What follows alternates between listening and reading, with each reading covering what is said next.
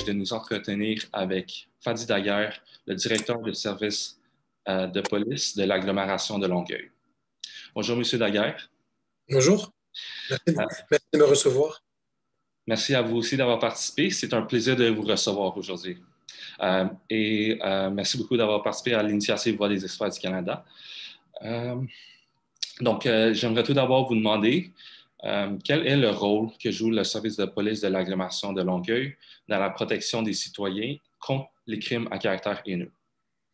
Bon, au niveau des crimes, il faut vraiment bien différencier, mais ce qui concerne les crimes haineux, je vous dirais que c'est tolérance zéro. Donc, lorsqu'une communauté, peu importe l'origine de la communauté, vit des crimes haineux, sont victimes de crimes haineux, rapidement, le service de police prend en charge, ouvre une enquête. Et il faut être assez, faut faire diligence dans ce genre de dossier-là, parce que si vous traînez longtemps, cela peut amener un grand sentiment d'insécurité dans la communauté.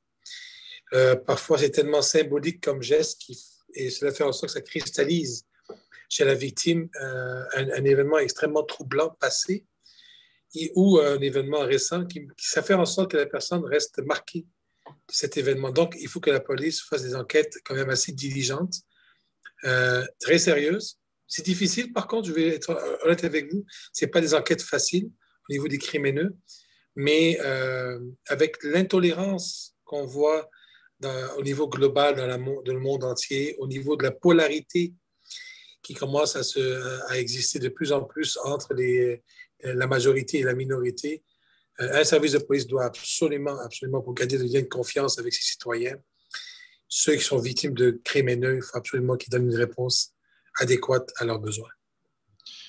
Effectivement, ce n'est pas un travail facile. Non. Pouvez-vous nous définir la différence entre un incident à caractère haineux et un crime haineux? Oui. Et comment pouvons-nous les identifier? Bon. Pour monsieur et madame, tout le monde qui vont nous écouter, ça peut être fort simple. Un crime haineux, premièrement, un crime haineux, il est judiciable, donc on est capable d'aller en justice à la cour puis faire des accusations. Donc, c'est un crime. Dans le sens du code criminel, c'est un crime qui a été commis, donc il y a une justice doit être mise de l'avant.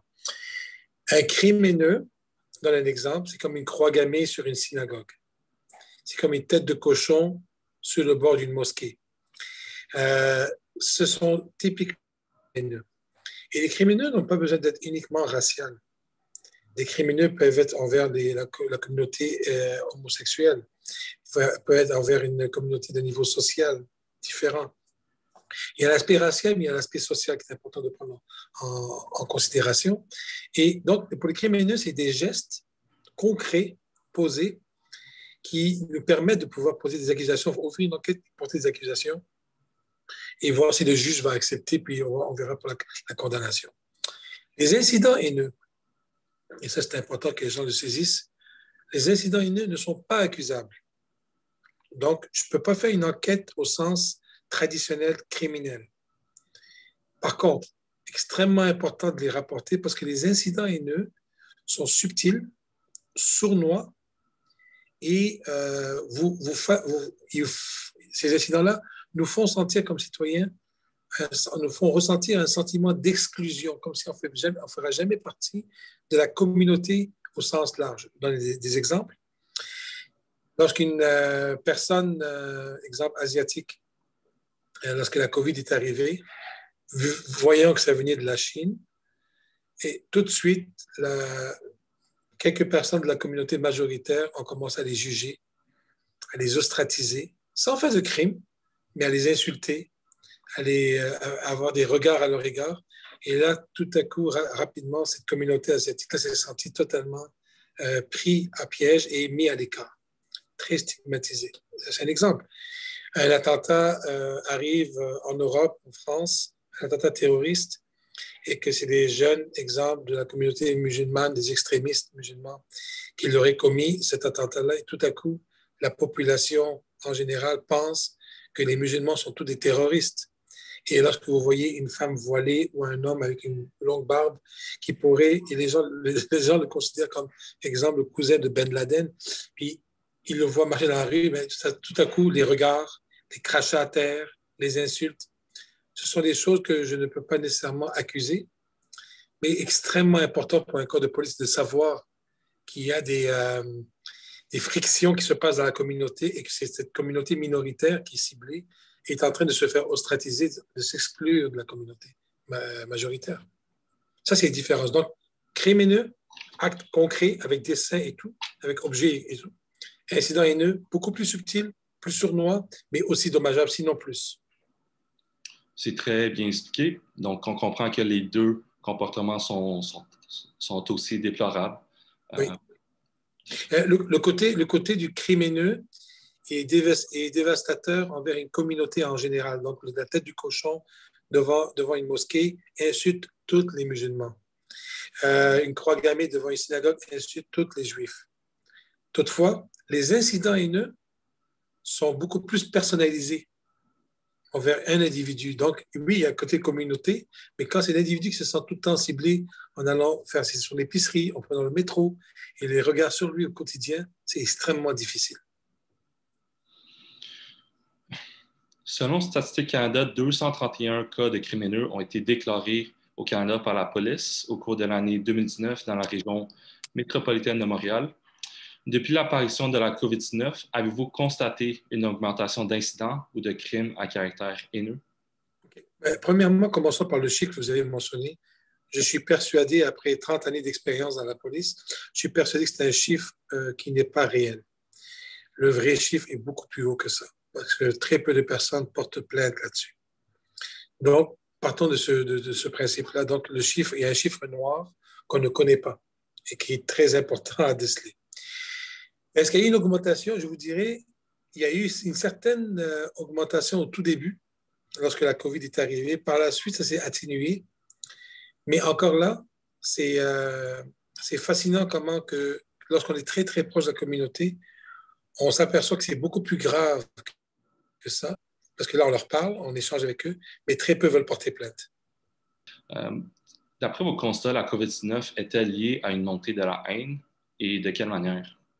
Au tout début, encore une fois, lorsque c'est arrivé, nous, on était extrêmement vigilants parce que nous étions préoccupés qu'une communauté plus qu'une autre soit ciblée par la majorité, qui ferait que cette communauté-là va se faire cibler. Dans l'exemple qu'on se parle de la COVID, c'était la communauté asiatique. Puis Dieu sait que la communauté asiatique est très large. Tout le monde pense asiatique chinois, mais il y a beaucoup, beaucoup, beaucoup de communautés asiatiques dans le sud de l'Asie, dans toute cette région-là. Donc, et monsieur, madame, tout le monde ne font pas la différence. Ils mettent tout le monde dans le même groupe. Donc, je vous dirais qu'au tout début, oui, on l'a ressenti. On a ressenti une certaine méfiance, une certaine intolérance et une certaine une grande critique envers cette communauté chinoise d'où est provenue la pandémie, la COVID. Et à partir de là, c'était devenu tellement émotionnel dans la communauté, je pense que les gens ont perdu le rationnel, justement. Ils sont devenus tellement émotionnels, tout le monde. Pourtant, je pense que même des personnes qui n'avaient pas de préjugés ou n'avaient pas des stéréotypes avant la COVID l'ont peut-être eu, ou ceux qui l'avaient l'ont accentué avec la COVID. Donc, ça a été un mouvement extrêmement préoccupant de voir comment que les gens rapidement ont essayé de stratégiser une communauté. Donc, pas tout le monde, pas tout le monde, mais un certain groupe, oui. Donc, beaucoup de préjugés contre notamment les personnes d'origine asiatique. Oui. Les gens tendent à généraliser. Comme je pense, si je me souviens bien, là, je ne veux pas dire de bêtises, mais je pense que la pandémie ou bien l'épidémie avec l'Ebola, qui était de l'Afrique de l'Ouest ou de l'Afrique centrale, elle aussi a amené tout son lot de méfiance et de certains préjugés discriminatoires envers la communauté africaine. Donc, c'est ça, ça s'étend aussi à d'autres communautés racistes. Oui, selon d'où vient la pandémie ou l'épidémie. Le service de police de l'agglomération de Longueuil avait exprimé son intolérance envers les criminels anti-asiatiques dès le mois de février 2020 et a effectué des activités de sensibilisation contre la stigmatisation des communautés asiatiques au temps de la COVID-19. Un an plus tard, comment décrivez-vous la relation entre le SPAL et les communautés asiatiques dans un premier temps? Bon, revenons un peu en arrière, il faut dire pourquoi on a été extrêmement sensible et très proactif dans cette démarche. C'est parce qu'avant la COVID, nous étions déjà proches de la communauté asiatique. Et c'est à cause de cette proximité-là que nous avions avec eux. Puis, j'aimerais vous dire, ce serait important que les gens le retiennent, un corps de police, lorsqu'il y a une crise, ce n'est pas le temps de faire des liens et des collaborations et de bâtir des ponts. Parce que ça peut, même en termes de perception, faire paraître comme si on était en train d'essayer de racheter du temps qu'on n'a pas investi assez auparavant. Donc, un corps de police doit s'investir avec la communauté en temps de paix et au quotidien de manière continue. Et c'est ce qui est arrivé avec le SPAL. Donc, le SPAL était déjà en lien avec la communauté asiatique. Dès qu'on a vu l'origine d'où venait la pandémie, on a su tout de suite. On savait, on a senti, parce qu'on était avec la communauté, ils nous disaient, vous allez voir, M. Daguerre, vous allez voir l'équipe du SPAL, nous allons nous faire ostratiser. Alors, tout de suite, on a sorti un mémo. On a rencontré la communauté majoritaire, les commissions scolaires. On s'est installé dans les classes, on s'est installé un peu partout pour s'assurer que nous allons tolérer aucunement des intimidations, une discrimination, des préjugés à l'égard de la communauté asiatique. Et quand un corps de police se positionne comme ça, en termes de gouvernance et en termes symboliques, c'est une grande institution qui pose le pas et décide qu'on évite une catastrophe où le tout dégénère. Aujourd'hui, je vous dirais que la collaboration continue. Et elle est totalement présente. On a des comités sur le terrain avec la communauté asiatique, surtout à Brossard. Donc, la collaboration continue. Est-ce qu'elle peut? Moi, je dis toujours qu'elle peut être meilleure. Il faut on continue à l'améliorer. Mais ce qui est important, c'est de ne pas le bâtir quand ça va mal, mais bâtir le tout quand tout va bien. Les communautés asiatiques ont été victimes de stigmatisation, mais d'autres communautés ethniques aussi ont été victimes. Qu'en est-il pour la relation du SPAL avec les autres communautés ethniques vivant à Longueuil? Écoutez, moi, un des mandats que nous avions reçus lorsque je suis arrivé en 2017, c'est de continuer et de renforcer nos liens partenariaux avec les groupes de communautaires et les groupes des minorités visibles, culturelles, et même des groupes sociaux, l'itinérance. Bon.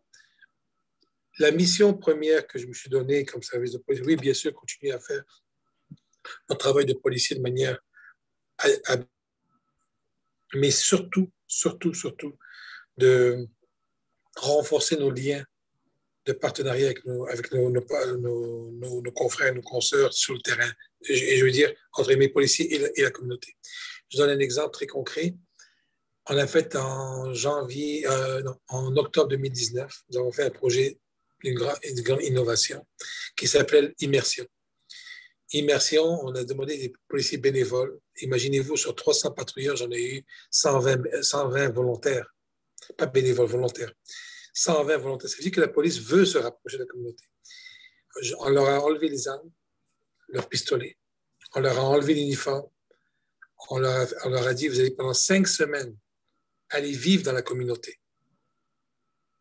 Et comment ça, M. Daguerre? Vous allez souper avec eux, faire la cuisine, aller à l'épicerie, aller à l'école avec leurs enfants, discuter avec les grands-parents, aller vivre dans la communauté, aller saisir ce que la communauté vit. Il y avait le milieu de l'autisme, il y avait le milieu minorité visible, culturelle, asiatique, peu importe, tout le milieu que nous desservons au quotidien, nous sommes allés en immersion. Les policiers et les policières ont énormément apprécié cette expérience-là. Et la communauté, 40 familles nous ont reçus. 40. Et la communauté a adoré recevoir les policiers. Ils ont saisi le travail policier. Donc, quand je vous parle de bâtir des ponts, en 2019, en octobre 2019, on était en temps de paix. Nous n'avions ni la COVID, ni rien.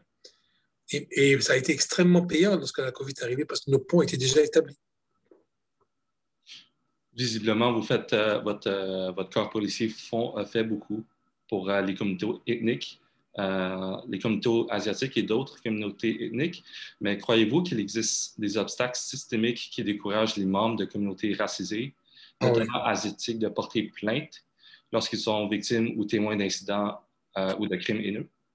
Oui, c'est clair pour moi qu'il il y a des obstacles systémiques. J'aime comment vous l'amenez comme approche, parce que les systèmes, ce sont les organisations, ce sont les institutions.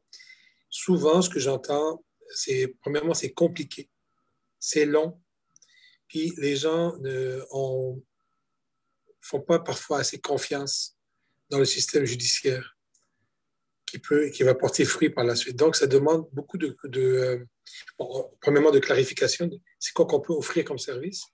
Donc, la communication au quotidien, mais aussi de démystifier ces diverses sphères, diverses institutions qui peuvent aider la communauté. Mais à répondre à votre question, oui, il y a des obstacles. Oui, ils sont systémiques parce que parfois, effectivement, ça peut prendre du temps, ce qu'on a monté comme dossier. Puis, il faut comprendre, exemple, un service de police, c'est un maillon de la chaîne judiciaire. Vous approchez un policier pour porter plainte, il va prendre la plainte. Le policier n'est pas un juge. Le policier n'est pas un avocat. Il va amener la plainte au niveau de la cour. La cour décidera. Il y a des procédures. Et souvent, les citoyens se sentent découragés, démunis. Donc, il est de notre rôle de les accompagner durant tout le processus. Là, je vous parle d'un projet judiciaire, mais il y a d'autres institutions, comme la déontologie policière, comme la Commission des droits de la personne. Alors, il faut que toutes ces institutions-là, y compris celle de la police, soient plus accessibles et encore plus, comment dire, saisissent plus les besoins des citoyens pour mieux les servir par la suite. Oui, il y a un problème d'obstacle, c'est vrai. Donc, en gros, il existe un problème de confiance envers oui. les policiers. Mais oui. je crois que vous avez parlé tantôt des programmes comme le projet d'immersion. Ça, c'est quelque chose qui peut bâtir des ponts pour regagner la confiance des citoyens envers les policiers. Moi, je pourrais vous dire très clairement, à chaque fois que nos policiers rentrent en lien avec la communauté, prennent le temps d'échanger avec eux et d'expliquer un peu notre rôle, et nous, on comprenne le rôle de la communauté, qu'est-ce qu'eux, ils vivent. Quand cette rencontre des deux humains, entre la police et la communauté, se fait en temps de paix, pas en temps d'intervention, parce qu'il n'y a personne qui appelle le 911 pour dire hey, « Bonjour, on vous aime bien, on aimerait vous avoir à la maison. » On nous appelle toujours dans une catastrophe. Mais lorsque le tout se fait en temps de paix comme immersion, c'est un projet, je peux vous dire, monsieur, j'ai rarement vu que la communauté reste distante de nous et nous qu'on reste distants d'eux. Tout à coup, le lien s'est fait et après, les choses en échange et le lien de confiance, il est rebâti. Je ne vous dirais pas qu'il n'y a pas de lien de confiance, ça, c'est pas vrai. Est-ce que le lien de confiance est effrité et fragilisé? Oui, il l'est. Pour toutes sortes de raisons, autant la médiatisation des événements catastrophiques majeurs, autant le quotidien que parfois, autant la police que d'autres personnes peuvent faire des erreurs, on peut s'améliorer. Et pour toutes sortes de raisons, la confiance est fragilisée. Mais sincèrement, je suis très, très optimiste dès qu'on met ces deux humains-là, le policier et le citoyen, ensemble, pour une bonne durée, c'est incroyable comment les choses deviennent positives et très, très intéressantes. Donc, il y a de l'espoir. J'ai beaucoup d'espoir. Pas juste d'espoir. J'ai énormément d'espoir et j'ai trop d'exemples qui me le démontrent, des citoyens qui ne voulaient jamais parler avec la police. Jamais. Et tout à coup, doucement, doucement, Fadi, là je prends mon nom, mais ce sont mes policiers, Fadi, est-ce que je peux te parler tout seul? Oh, ça commence, doucement, doucement. Et tout à coup, il y a une confiance qui se bâtit. Vous évoquez le problème de confiance, mais chez plusieurs communautés racisées, certains individus ne maîtrisent pas nécessairement le français ou l'anglais. Dans le cas où ils sont victimes de crimes haineux, quelles sont les ressources offertes et comment le SPAL fait-il pour aider ces personnes doublement vulnérables? Okay. Le SPAL a environ 1000 employés. Et je vous dirais que j'ai déjà des policiers et des policières de communautés asiatiques. Donc déjà, la langue, ces policiers et policières-là parlent la langue. Ce qui nous aide énormément. Lorsqu'il arrive des événements avec les communautés asiatiques, rapidement, je peux faire confiance à mes policiers et policières pour entrer en contact avec eux lors des événements. Il se peut que ce ne soit pas dans l'immédiat, parce que parfois les policiers sont en vacances. Toutefois, nous avons les services de compagnie de traduction. Et dès qu'on sent qu'il y a un blocage assez important au niveau de la langue française ou anglaise, et on voit qu'on n'arrive pas à communiquer, on a affaire à la compagnie de traduction qui vient nous supporter dans l'intervention. Donc, la langue devient, oui, c'est un obstacle, mais on peut la réduire. Moi, ce que je m'investis plus avec mes policiers, c'est l'attitude, le comportement, de mes policiers lorsqu'ils approchent les gens afin de recueillir leur plainte ou leurs besoins. Donc, un policier et policière qui a une attitude dont sa meilleure arme, c'est la bouche, échange bien, négocie et fait en sorte qu'on puisse comprendre ce qui se passe. Le citoyen asiatique, il peut être méfiant, mais s'il sent que la personne est sincère, veut saisir, et amène un traducteur avec lui, ou une policière, ou un policier asiatique, ben les barrières tombent. Si le policier arrive avec une attitude plus fermée, plus répressive, avec un non-verbal éloquent qui fait en sorte qu'on reste à distance, je peux amener le policier, le meilleur policier asiatique. Même mon policier asiatique ne pourra pas leur parler s'il a une attitude plus fermée. Vous comprenez? Donc, ce que je comprends, il faut non seulement avoir les ressources nécessaires pour servir ces personnes, mais aussi avoir une bonne approche pour, entre autres, regagner la confiance. Ben, je mettrai l'approche en premier et la ressource par la suite. Parce que j'ai eu des exemples sublimes de policiers et policières québécois pure laine, de longue racine, si on veut dire, avaient des approches incroyables, puis ont réussi à dénouer des problèmes très complexes avec les communautés religieuses ou culturelles ou ethniques. Et j'avais des policiers de communautés ethniques qui avaient des comportements honnêtement pas du tout adaptés et qui ont même parfois engendré des problématiques. Donc, il ne s'agit pas juste d'avoir des policiers, des policières ou des ressources provenant de nos communautés ethniques, mais l'attitude est avant tout la plus importante. Parce que tout humain, et je parle de, il y a une seule race, c'est la race humaine, il n'y a pas de race noire, ni de race asiatique, il y a une seule race, c'est la race humaine. Tout humain a des préjugés, autant mes policiers ethniques que mes policiers québécois de longue racine. Il faut s'adapter. Donc, l'approche humaine et sympathique, c'est toujours la formule gagnante pour... C'est la formule gagnante et universelle. Tantôt, on parlait de cas par cas de crimes haineux, mais comment les crimes haineux commis envers des individus peuvent-ils avoir un impact sur toute la communauté? Tout à l'heure, je vous ai parlé de certains dessins ou certains objets. Mettez un cochon devant une mosquée ou une croix gammée devant une synagogue. Écoutez, la croix gammée, dites-vous une chose, ça ramène des douleurs historiques d'un génocide qu'ont vécu la communauté juive. Donc, les gens de la communauté juive qui s'en allaient le vendredi soir au Shabbat pour aller prier, ou le samedi à la synagogue, et voient une croix gammée, eux, ça les ramène 80 ans en arrière, dans les années 40, 1940, 1935, 40, 45, lors de la Deuxième Guerre mondiale, et tout le massacre qui a eu lieu de leur famille. Donc, c'est comme il n'y a jamais de paix. Et même, je vous dirais, il n'y a jamais de paix, même au Canada et même au Québec, même dans la grande région de Montréal. On se fait suivre et on se fait mettre des croix gammées. Donc, ça déstabilise énormément. Puis, tout à coup, vous ne vous sentez pas encore Canadien de première classe, mais plutôt Canadien ou Québécois de deuxième, troisième classe, ou encore un immigrant. C'est comme si on vous faisait sentir immigrant toute votre vie en mettant. Et puis, c'est beaucoup plus que ça, parce que la blessure des croix gammées ou d'un cochon devant une mosquée, ce sont des blessures profondes que vous êtes une communauté au complet. Mais ça fait en sorte que cette communauté-là ne se sent pas intégrée à part égale. Elle va toujours être mise à part. Puis le pire, je ne sais pas dans la communauté asiatique si vous le vivez, mais quand un jeune asiatique vit 30, 40 ans ici, puis il retourne dans son pays d'origine, il est considéré comme un immigrant. Puis ici, il se sent comme un immigrant. Finalement, on est nulle part chez nous. Donc, c'est très, très néfaste ce genre d'impact qui est le crime haineux. Donc, ça a une incidence négative sur le sentiment d'appartenance. Oui, oui. Puis, en plus, ça, c'est bien sûr, il y a toute la peine, toute la haine, toute la douleur qu'on doit revivre à chaque fois. Mais c'est ça, on se sent toujours exclu un peu partout. Aimeriez-vous ajouter quelque chose que l'on n'a pas abordé? Mais écoutez, moi, je vous dirais, premièrement, merci beaucoup de l'invitation. Je trouve que ce sont des genres de plateformes où il faut continuer à ce qu'on puisse bâtir des ponts de part et d'autre.